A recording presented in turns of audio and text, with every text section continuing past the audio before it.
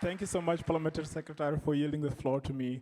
I think before I go into why it is very important that world leaders be comfortable taking the back seat and give young people the floor, I'll just talk briefly about the Youth Manifesto.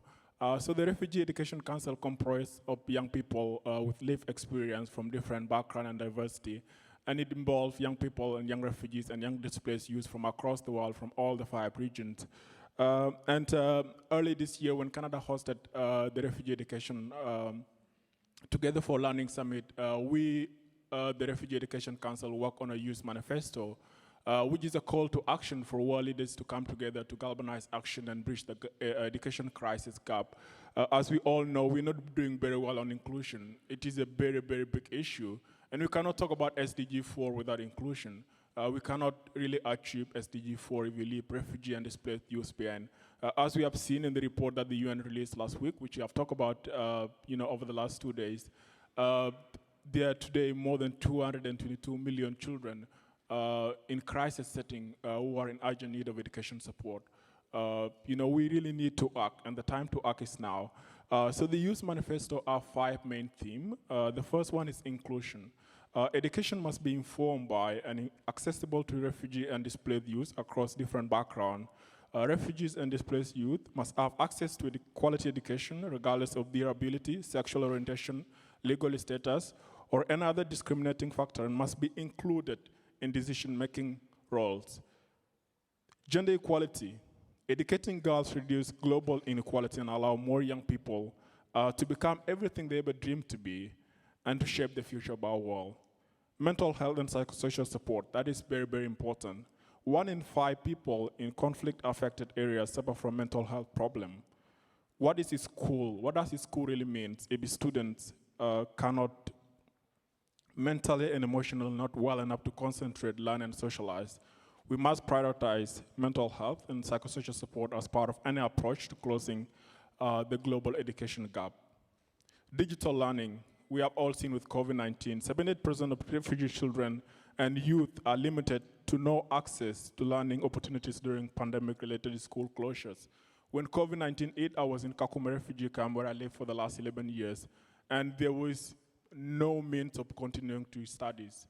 We were just locked in our own world as the rest of us try to find ways for students to continue learning. So it's very, very important that we bridge the digital divide. We cannot really move forward if we do not do that. The last one, which is very, very important, is accountability.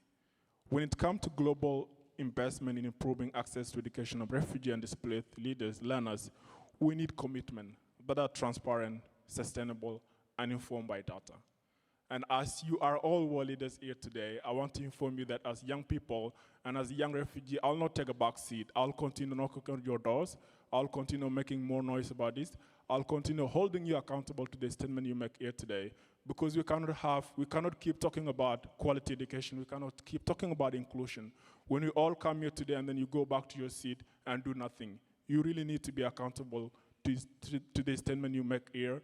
And we will continue holding you accountable. We'll continue knocking on your doors. We'll continue making noise about this issue. We believe everyone has a role to play, and that includes all of us, including young people and young refugees in crisis, also doing their part to be able to transform education in their communities. And as we move forward, we all know that we cannot achieve the ambition of SDG 4 by 2030 without the inclusion of young refugees and displaced youth. And we all know very well that education is the backbone of a better world. We cannot achieve gender equality without quality education. We cannot achieve peaceful societies without quality education. We cannot achieve economist prosperity without quality education. Education must be at the forefront of everything.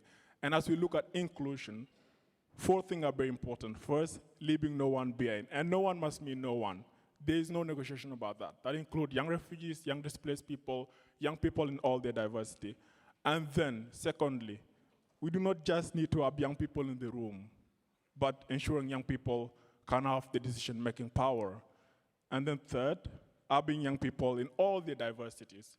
As the youth envoy mentioned on the first day, we need to make sure that we have young people in all their diversity that include LGBTQI+ young people, young refugees, young migrants, in all their diversity, young women and girls. We must not leave anyone behind. And then fourth, which Canada has just done, pass on the microphone to young people. not just to share their life experience, but to share their expertise on education, on governance, on building peaceful societies. We really need to be comfortable and let the young people lead from behind. And as we build momentum toward the Transform Education Summit, let's ensure that we take the back seat as world leaders and let young people take the front seat and lead the Transform Education process. Thank you very much.